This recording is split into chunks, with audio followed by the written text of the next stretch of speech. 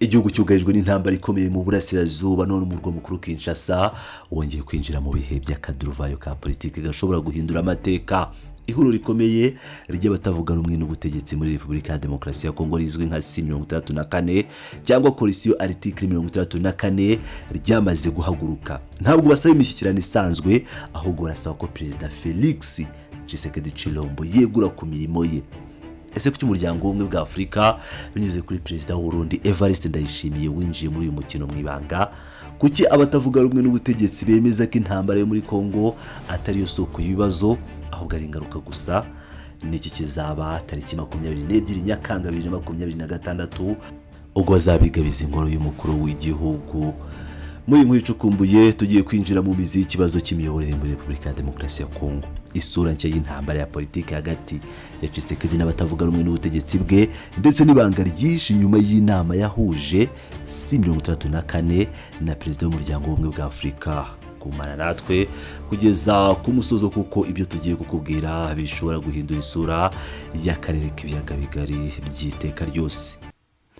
Mu minsi ishize humvikanye amakuru menshi ndetse n'ibihuha ku mbuga nkoranyambaga no mu binyamakuru bitandukanye bivuga ku mubonano udasanzwe wahuje inzego z'ubuyobozi bukuru bw'ihuriro C34 Coalition Article 34 hamwe na nyakubahwa Evariste Ndayishimiye Perezida w'u Burundi akaba ari nawe uyoboye umuryango w'ubumwe bwa Afurika African Union muri iki gihe.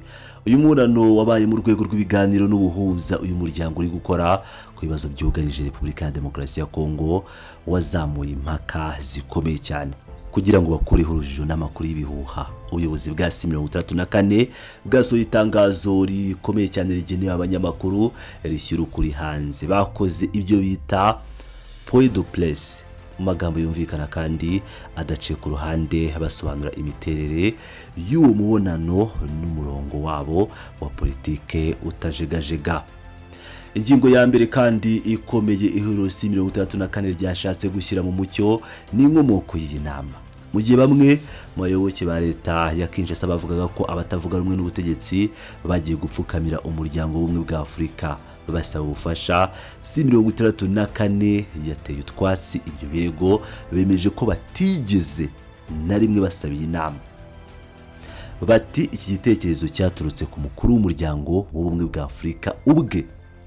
Uku nukuri gukomeye byerekana ko nyuma y'ibiganiro Perezida Ndayishimiye yagiranye na Perezida Felix Tshisekedi umuryango w'ubumwe bwa Afurika wabonye ko ibintu byarangiye, ko leta ya Kinshasa iri mu byago bikomeye, bityo umuryango wumva ko ari ngombwa kumva icyo batavuga rumwe n'ubutegetsi basaba kugira ngo habeho amahoro arambye. Ibi birerekana uburemere n'ijwi rikomeye ihuriro C34 rimaze kugira muri politiki ya Kongo mu minsi mike rimaze rishinzwe cyangwa mu mezi make rimaze rishinzwe ku buryo amahanga atagishobora kuryirengagiza. Mu biganiro byabo na Perezida Ndayishimiye uyu mukuru w'umuryango w'ubumwe bwa Afurika yavuze ko yasabye leta ya Kinshasa gushyira imbere ibiganiro bya politike no kunga bene gihugu kugira ngo igihugu kigire imbaraga zo guhangana n'ibibazo byugarije ubusugire bwacyo. Ariko se C34 yo ibibona ite? Hano ni ihuriro C34 ryatanze isomo rikomeye rya politike ku mahanga ndetse n'abashakashatsi bose bakurikirana ibibazo bya Kongo. Mu nyandiko yabo cyangwa mu rwandiko rwabo bashyize hanze bavuze ijambo rikomeye cyane rigira riti ntabwo muzigera murokora Repubulika ya Demokarasi ya Kongo muvura gusa ingaruka z'ikibazo mu gihe mwanga guhangana n'imizi yacyo. Bati intambara ntabwo ariyo soko y'ibibazo bya Kongo ahubwo intambara ni ingaruka yabyo ibabaje kurusha izindi zose. Ubu ni ubutumwa bukomeye bugaragaza impamvu ibikorwa byose by'amahoro byabayeho kugeza ubu byagiye bipfuba. C34 yerekana ko amasezerano ya Nairobi, amasezerano ya Rwanda, amasezerano ya Washington, ubwo ndavuga ibiganiro bya Washington y'ibya Doha, ibi byose byibanze ku gukemura ibibazo bya gisirikare n'ibya kidiplomasi gusa, birengagiza nkana ibibazo bya politike n'iby'inzego z'imiyoborere. Kuri C34 ikibazo cya Kongo cyabaye icyorezo ndengamipaka. Si ikibazo cy'umutekano muke mu burasirazuba gusa ahubwo ni ikibazo cy'imiyoborere mibi, ikibazo cy'inzego zidafite agaciro, ikibazo cyo kutagirirwa icyizere kw'inzego za leta ndetse n'ikibazo gikomeye cy'itegeko nshinga. Kugabanya ibibazo bya Kongo ukabigira gusa intambara y'inyeshyamba mu burasirazuba ni uguhisha ukuri kw'indwara y'igikatu imaze igihe imunga igihugu imbere muri Kinshasa.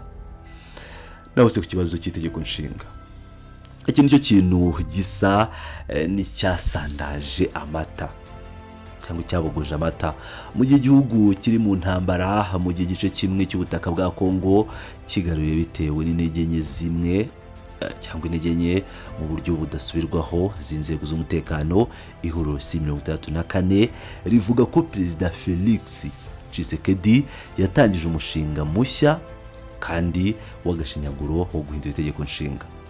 Tekereza nawe bakunzi ba Pilot News TV cyangwa wowe ukurikiye inkuru, igihugu cyawe kiri mu ntambara, abaturage bari kwicwa, none umukuru w'igihugu aho guhuza abanyagihugu kugira ngo barwane ku busugire bw'igihugu cyabo, ahubwo afungiye urundi rugamba rwa politike rw'imbere mu gihugu ashaka guhindura cyangwa kuba yakwihindurira itegeko nshinga. Kuri C64 iyi ni inzira izwi neza ya balkanization cyangwa kuba igice cyacikamo ibice, ikaba inerekana ubwikunde bukabije bwo gushaka kugundira ubutegetsi. Ese C64 yaba yaranze ibiganiro by'amahoro? Oya, bemeza ko biteguye rwose ibiganiro by'ukuri bisesuye kandi bihuza bose, ariko bashyizeho imirongo itukura itagomba kurengwa. Kuri bo ntabwo ushobora kwicara ku meza y'ibiganiro na Perezida Tshisekedi mu gihe ataragira ubutwari bwo guhagarara imbere y'abaturage ngo avuge ku mugaragaro kandi mu buryo ntakuka ko ahagaritse by'iteka ryose umushinga wo guhindura itegeko nshinga. Ikindi kandi basaba ko mbere y'ibiganiro hagomba kubaho kurekura imfungwa za politiki zose, guhagarika ibyemezo by'inkiko bishingiye ku mpamvu za politike hagamijwe kwikiza abatavuga rumwe n'ubutegetsi, kubahiriza uburenganzira bw'abaturage no kugarura ubutegetsi bw'amategeko mu gihugu. C64 ibivuga neza iti ntabwo twakubaka ibiganiro hejuru y'igitugu no mu guhonyora itegeko nshinga umunsi ku wundi. Perezida Ndayishimiye yakiriye ubutumwa kandi yemera kubushyikiriza Perezida Tshisekedi mu gusoza ibiganiro bya EU cyangwa ibiganiro byabereye mu gihugu cy'u Burundi bitiriye African Union. C64 yagize ubutumwa bukomeye igenera abenegihugu bati nta muntu n'umwe ukwiye kwibeshya. Kwemera ubutumire bw'umuryango w'ubumwe bwa Afurika ntabwo byari ukugurisha imyemerere yacu cyangwa ducuruze urugamba rwacu. Ibi ni ukwerekana ko badateze gucika intege cyangwa kuba bagura cyangwa bakwigura nk'uko bikunze kugenda muri politiki ya Kongo, barwaniye gukiza repubulika, kurengera itegeko nshinga n'ejo hazaza h'igihugu. Kubw'iyo mpamvu nyuma y'intsinzi ikomeye y'igikorwa cyo guhagarika imirimo mu gihugu hose, ibyo bise ville morte, cyabaye tariki 3 Kamena ndetse n'imyigaragambyo yo kwicara hamwe yabaye amateka tariki ya 12 Kamena. Ihuriro C64 ubu rigeze ku cyiciro cya nyuma, icyiciro cy'icyemezo ntakuka. Barahamagarira abakongomani bose, abagore n'abagabo, abato n'abakuru kuzitabira ku bwinshi imyigaragambyo y'amahoro yagutse izaba tariki ya 22 Nyakanga 2026 igana ku ngoro y'umukuru w'igihugu Palais de la Nation. Imyigaragambyo iravuga iti oya oya iriko ry'itegeko nshinga, oya kukwiba abaturage uburenganzira bwabo bwo kwihitiramo, oya ku ntambara ihuzaho ndetse n'imiyoborere mibi yakabije, ahubwo izavuga iti yego kukubahiriza itegeko nshinga, yego ku mahoro, ubutabera no gusimburana ku butegetsi mu nzego mu buryo busanzwe cyangwa mu buryo rusange. Kandi icyanyuma ari nacyo gishobora guhindura isura y'iki gihugu burundu, imyigaragambyo izasaba ku mugaragaro ko Monsieur Felix Tshisekedi yegura ku mirimo ye kuko yagambiriye cyangwa yatandukiriye indahiro ye y'itegeko nshinga kugagambirira kuba yarenga ku by'itegeko nshinga riteganya.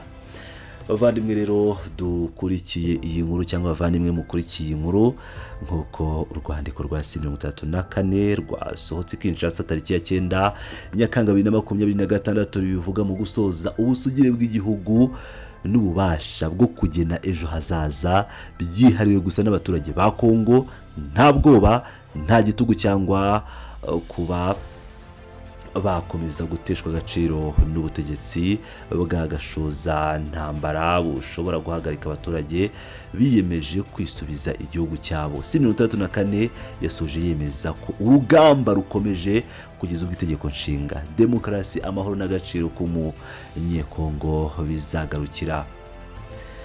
Ese tariki ya 22 Nyakanga 2026 izasiga Kinshasa yanditse amateka mashya. Ese Felix Tshisekedi azemera kuri ku mushinga we wo guhindura itegeko nshinga cyangwa azakomeza kwinangira bikururira igihugu imidugararo idashira imbere y'umurwa mukuru no hanze yawo? Umuryango w'ubumwe bwa Afurika se uzabasha guhagarika ibibazo mbere yuko bigeraho bitashobora kuba byasubizwa ku murongo?